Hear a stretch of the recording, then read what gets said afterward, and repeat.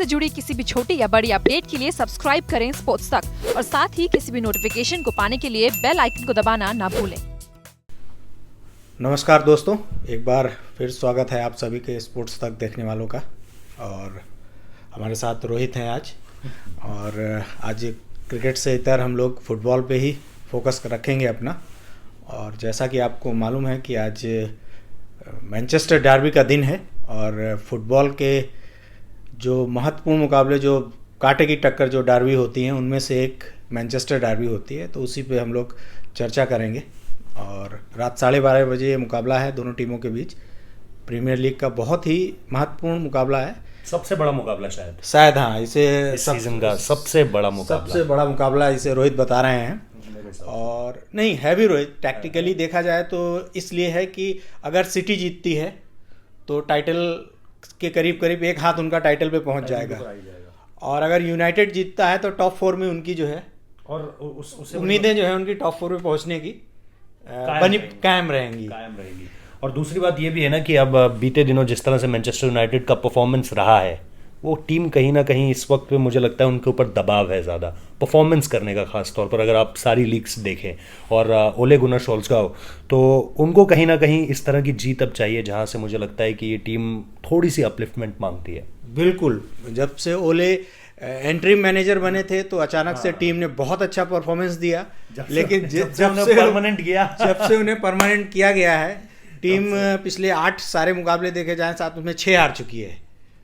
6 हार चुकी है पिछले 8 मुकाबलों में। तो ये सबसे वर्स्ट फेज है मैनचेस्टर यूनाइटेड की हिस्ट्री का, एक तरह कह लीजिए। हालांकि मैदान में वो अपने अभी नहीं हारे हैं, प्रीमियर लीग का कोई मुकाबला, बार्सिलोना से चैंपियंस लीग में जरूर हारे थे। लेकिन थोड़ा सा इसमें इतिहास में चलते हैं, क्योंकि डर्बी की बात हो रही है, मैनचेस्टर डर्बी की, तो दर्शकों को फुटबॉल हमारे स्पोर्ट्स तक के दर्शक देखना शुरू किए हैं। तो 1881 मतलब 1881 से ये डर्बी की शुरुआत हुई मैनचेस्टर डर्बी में। और आप बहुत ही रोचक है जानकारी कि 6 किलोमीटर की दूरी है दोनों स्टेडियम के बीच में। अच्छा, ओल्ड ट्रैफर्ड और एतिहाद के बीच में जो है 6 किलोमीटर की दूरी है।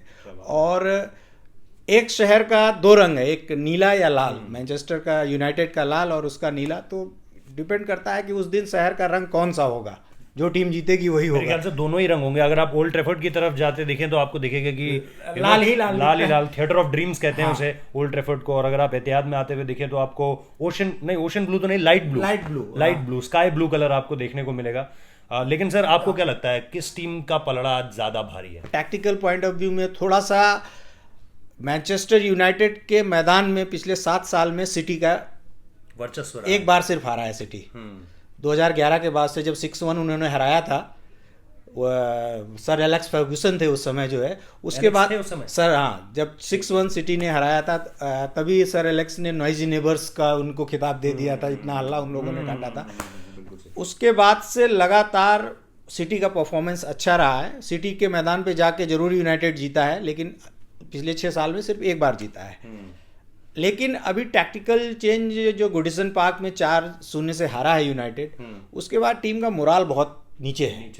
टीम का मोराल बहुत नीचे है। और कल जो प्रेस कॉन्फ्रेंस थी मैच से पहले की, अलग सोल्स्केजर की, तो उन्होंने कहा कि अब कोई हाइडिंग का, मतलब छिपने की कोई जगह बची नहीं है कि हम ये कहें। हाँ, इसलिए प्लेयर्स को खुद एक्सप्रेस करना पड़ेगा और वो भी फील्ड में करना पड़ेगा। लेकिन हो क्या रहा है इस टीम के साथ? आपको वो मुकाबला याद होगा जो पीएसजी के अगेंस्ट खेला था इन्होंने, और पहले में हारे और दूसरे में कहां से आकर हराया मैनचेस्टर यूनाइटेड ने। दुनिया हैरान थी कि पीएसजी को इन्होंने हराया कैसे। पीएसजी का जो मुकाबला था उसमें टॉप गन्स इनके सस्पेंड हो रखे थे। पॉल पोग्बा, आपको याद होगा, पॉल पोग्बा सस्पेंड हो रखे थे, लेकिन वहां से भी नेमार नहीं थे। वहां से नेमार नहीं थे, लेकिन जो इन्होंने टीम उतारी थी, नई टीम उतारी थी, मैकटोनिमी को मिडफील्ड में लाए थे, फ्रेड को उतारा था। इस तरह से जो नए प्लेयर्स थे उन्होंने ऐसा, मतलब जीवट का खेल दिखाया। मतलब वहां पे ऐसा लग रहा था कि ये मैनचेस्टर यूनाइटेड अब वही एलेक्स फर्गूसन वाली मैनचेस्टर यूनाइटेड है, जो कि आखिरी क्षण तक लड़ती है और जिनका काउंटर अटैक सबसे बेस्ट होता है। मतलब मैनचेस्टर यूनाइटेड की ताकत क्या रही है? जो मैनचेस्टर यूनाइटेड के फैंस है वो हमेशा इस बात को याद रखेंगे कि इस टीम की ताकत रही है काउंटर अटैक, अपने पाले में गेंद और वहां से फिर जो काउंटर अटैक होता है ना, वो इस टीम की सबसे बड़ी ताकत हमेशा से रही है, ऐसा मेरा मानना है।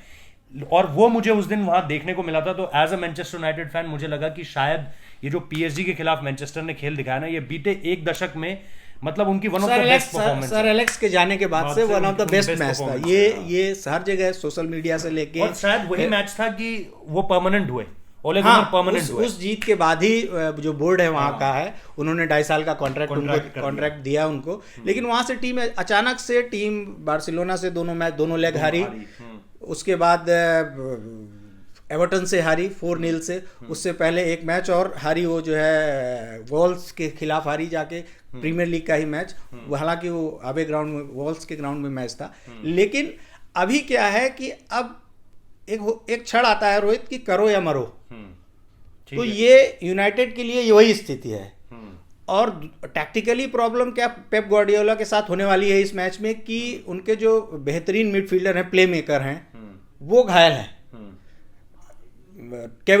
केविन डी ब्रुयना जो बेल्जियम के हैं, वो सिटी के जो है बेस्ट मिडफील्डर्स में आते हैं। उनकी पासिंग हो, उनको मतलब जो गेम का सेंस है, उनके क्रॉसेस हो, तो वो अद्भुत खिलाड़ी है।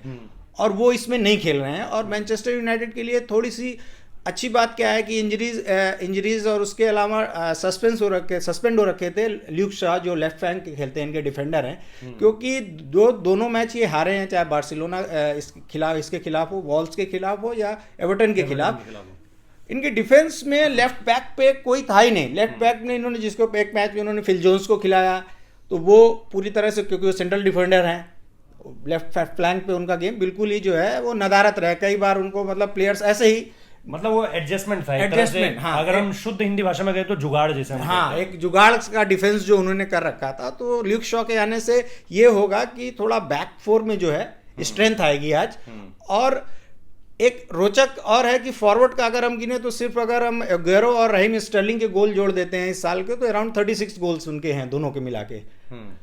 वहीं अगर आप मैनचेस्टर यूनाइटेड के जो टॉप 3 खेलते हैं, लुकाकू, राशफोर्ड और मार्शियल, इनके तीनों को मिला देंगे तो 32 गोल होते हैं मात्र। नहीं, लेकिन मार्कस रेशफोर्ड का अगर आप परफॉर्मेंस देखें, मुझे ऐसा लगता है, आप बताइएगा इस पे, आप रोशनी डालिएगा ज़्यादा, कि मार्कस रेशफोर्ड को गोल्स नहीं मिले हैं इस सीजन। हालांकि मतलब कई बार ऐसा होता है ना कि आंकड़े जो दिखाते हैं, खिलाड़ी का प्रदर्शन उससे थोड़ा सा बेहतर होता है। कई बार नंबर्स डू लाई, मतलब मैं ये मानता हूँ। फुटबॉल में आप स्ट्राइकर इंस्टिंक्ट एक शब्द है, ठीक है, और मुझे लगता है कि वो स्ट्राइकर इंस्टिंक्ट जब से ओले ने कमान संभाली है, मार्शियल हो या फिर रैशफोर्ड हो, वो अप एंड डाउन होती है। मतलब 2 मैच में बिल्कुल से लगेगा कि ये अपने उस टच को पा चुके हैं, ठीक है, और तीसरे मैच में लगेगा कि इनको क्या हो रहा है। मतलब आपके पासेस पहुंच रहे हैं फाइनल थर्ड में, लेकिन आप जो फिनिश है ना वो नहीं कर पा रहे हैं, ठीक है। तो गोल्स की जो टैली बता रही है इनकी तीनों की, जो इनके टॉप 3 खेलते हैं, चाहे लुकाकू को मतलब बहुत अच्छे चांसेस मिले हैं इस पूरे सीजन में,